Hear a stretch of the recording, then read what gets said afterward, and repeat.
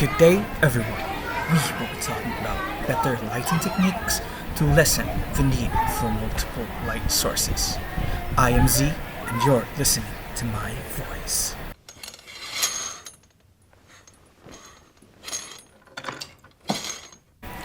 The first lighting technique that we will be utilizing is the maximization of the use of natural light.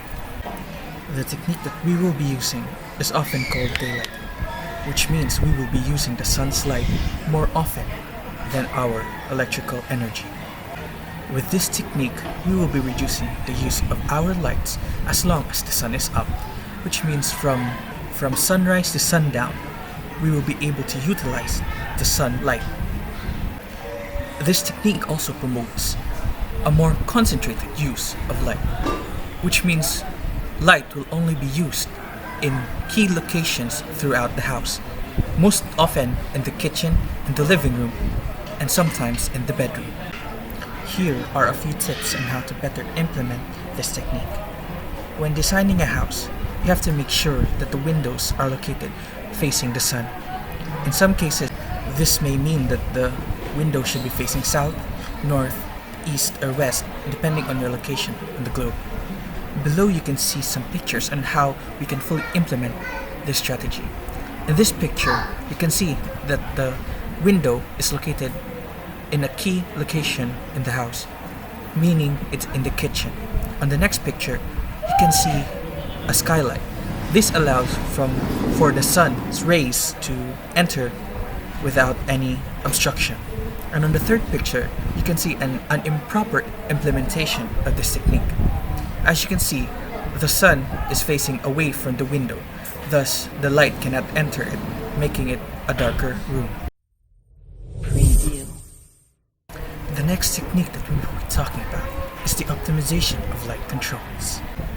With this technique, you will be able to control the light's intensity, duration, and time when it turns on, meaning the brightness and the specific time when it will turn on can be controlled. This technique also reduces the consumption of electricity, as dimmer lights tend to use less energy. Studies have shown that dimmer lights use less wattage, and with this technique, we will be able to control the light's brightness and thus allowing it to be dimmer. This technique also increases the longevity of the light bulbs. Light bulbs have only a specific duration or shelf life, but with this technique, we can be able to utilize the light bulbs more, as dimmer lights also help in preventing the overuse of light bulbs. Here are a few tips on how we can better implement this technique. So when deciding to buy light bulbs, opt to get those which have intensity controls. These light bulbs may cost much more initially, but on the longer run, this will become much more of a benefit than it is a liability. With the light bulbs you have, which have intensity controls, set them to low intensity when the sun is up and high. These light bulbs are also called smart lights. The last and final strategy that I will be talking about is room design and specific lighting. This strategy tackles more on the physical aspects of the room. The design of the room affects how much light would be needed. A smaller room generally requires less light than a larger room. This strategy also talks about what type of tasks would be done inside that specific room. Lighting should also complement what you would do inside that room. In a room where you need to write down notes, you have to have a brighter light. And in a room where you need to sleep, a dimmer light would be more preferable.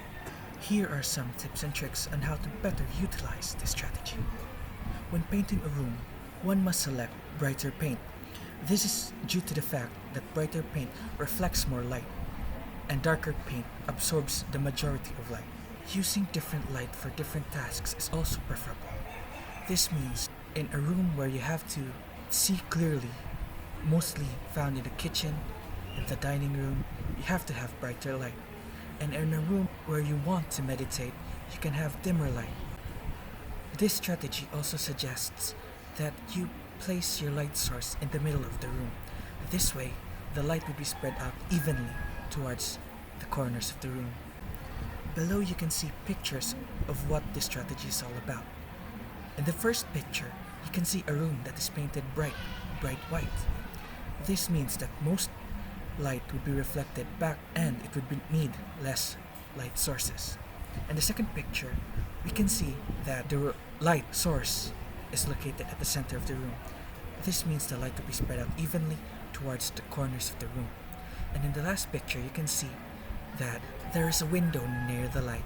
This means this room needs a lot of light, and the light that is placed in this room is specifically needed for the task. So this is an overall example of what this strategy is all about.